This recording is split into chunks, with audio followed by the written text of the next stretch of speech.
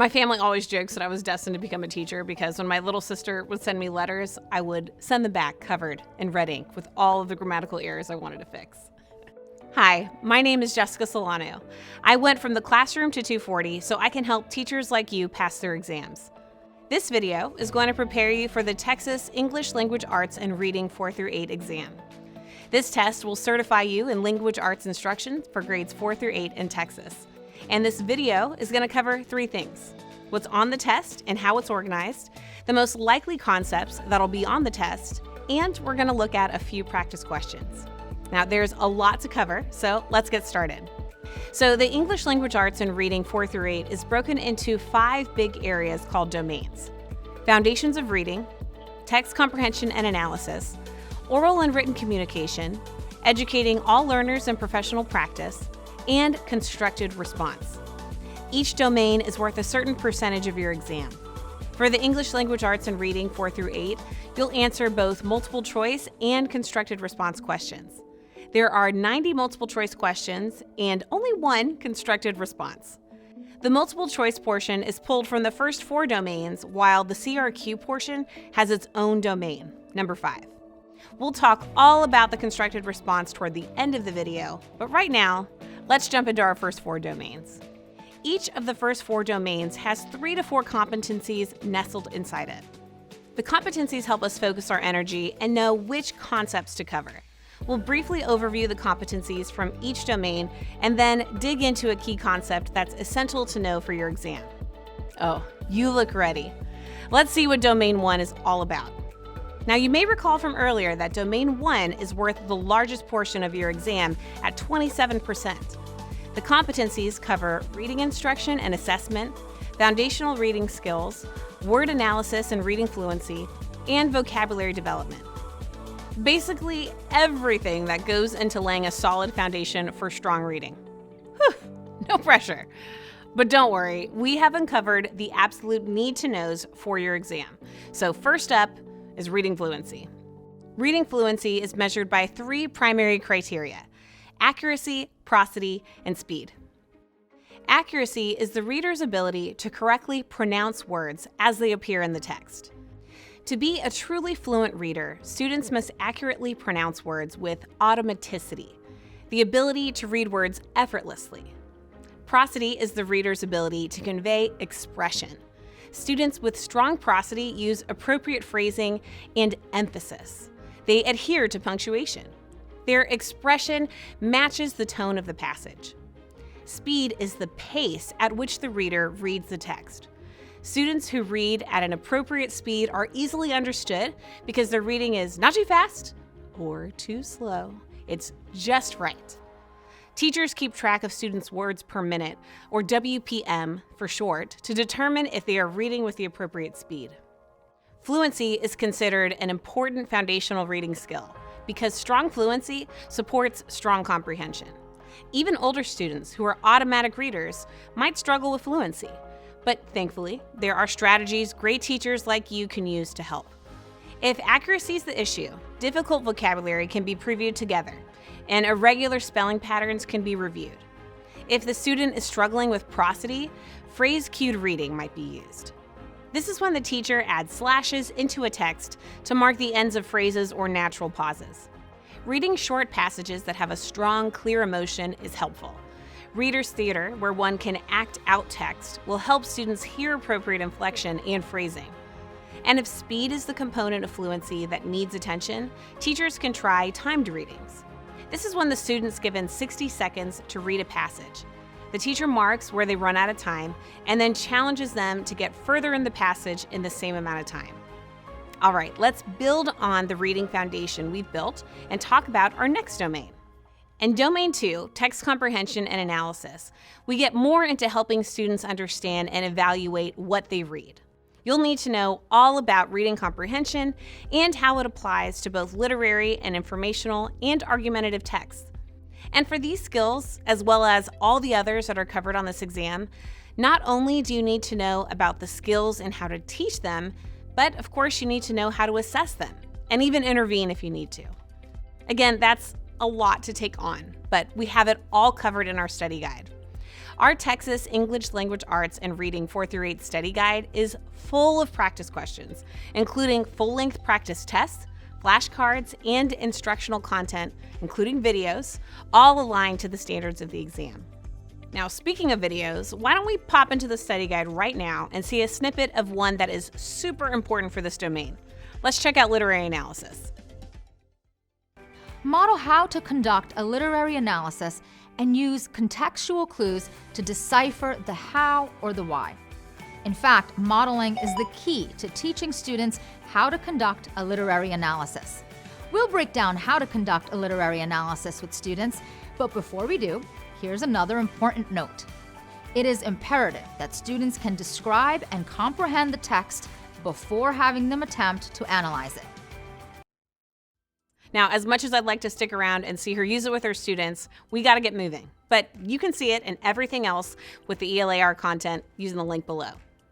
Okay, we've talked a lot about reading. Now let's dive into Domain 3.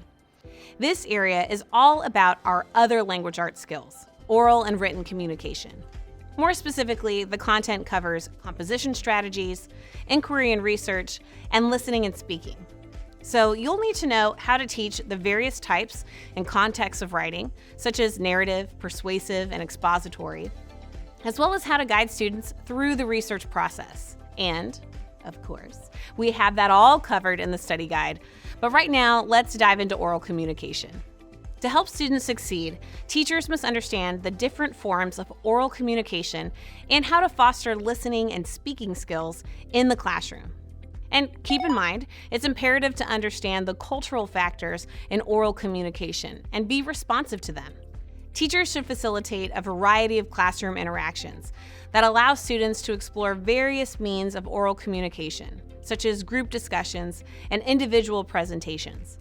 While oral communication might seem limited to forms of verbal discourse, active listening is a crucial aspect of oral communication. When students are practicing the active listening, they express engagement with what is being said. Teachers should provide students with opportunities to practice active listening through a variety of classroom activities, including note-taking, analyzing a speaker's opinion, critically engaging with a speaker's stance, and appreciating oral performances for their persuasive, aesthetic, or intellectual aspects. And I appreciate you for sticking with me to learn about your TExES ELAR 4 through 8 exam. All right, one more multiple choice domain to go, and then we'll get into the CRQ. But first, Domain 4 focuses on educating all learners and professional practice. You'll need to know about differentiation in language arts instruction, culturally responsive practices, and data-driven assessment. Now, all of this is important, but assessment is huge. Let's discuss. Assessments are used for a variety of purposes in the language arts classroom. One of the most important reasons teachers use assessment in the classroom is to know how to effectively adjust their own instruction to meet the needs of their students. So, once you have the assessment data, what do you do with it? Did most of the students in the class really struggle? You gotta teach it again, but use a different approach. You may also ask yourself whether or not the expectations were clear. Did the students master everything except this one little part? Still target it. Again, it's probably a good idea to rethink the approach that you took the first time around. Did most of the class demonstrate mastery? Awesome. Time to move on or bump it up for a challenge. Effective teachers use data to guide their instruction, not only for the whole class, but even for small groups and individualized teaching as well. And we'll assess your understanding of some concepts from these domains in a bit. But one more thing first. Let's talk about that constructive response question. It's a case study focused on one student who has a need related to an English language arts or reading skill. We recommend you spend an hour on it. You'll be presented with exhibits which give you data from the fictitious teacher and student. One exhibit will be a learning objective and excerpt. This is the lesson the teacher is conducting, including the target standard, the learning objective, and the text given to the student. Another exhibit will be the student assignment, success criteria, and student written response. That means the assignment the student was given, its requirements, and the actual response from the student. The third exhibit will be the student-teacher conversation, or a transcript of what the teacher and student talked about after completing the response. You'll review the exhibits, then complete these 5 tasks. Describe a strategy that will help the student connect to what you're teaching. Identify the student's need. Describe the strategy that you'd use to address the need and why you'd choose it. And describe what assessment you'd use to monitor their progress. Finally, explain how you would use the results of the assessment to determine progress and plan for future instruction. So you'll use the knowledge you've already demonstrated in the selected response portion of the exam and apply it to this particular student. Here's how I recommend you organize your response. Write one paragraph for each task, but you can combine tasks 4 and 5 into just one paragraph, since they basically go hand in hand. The best way to prepare for the CRQ is to practice. The 240 study guide includes 3 practice prompts with full-length sample responses for you to review, so be sure to check that out. For now, I'm going to give you some tips for responding to each task. Now, for the first task, you need to determine how you'd help the student connect to the new content. Be sure to target a specific aspect of the material or text that's going to be unfamiliar to students. That could be a setting they haven't experienced, or maybe even new figures of speech. Focus on activating and building background knowledge. For example, you could use a short text, show photographs or video clips, or have a class discussion. In task 2, when determining the student's need, be sure to pick something that's evident in the exhibits, ideally backed by multiple errors that the student's making. Identify the need using specific, accurate terminology. For example, it's better to say the student needs to work on determining the mood of a text than saying they need to work on determining the feelings in a text. And only pick one need. Next up is task 3, identifying a strategy to address the need. This is where a lot of people get nervous. You need to isolate that specific area of need and explain how you would provide scaffolded support.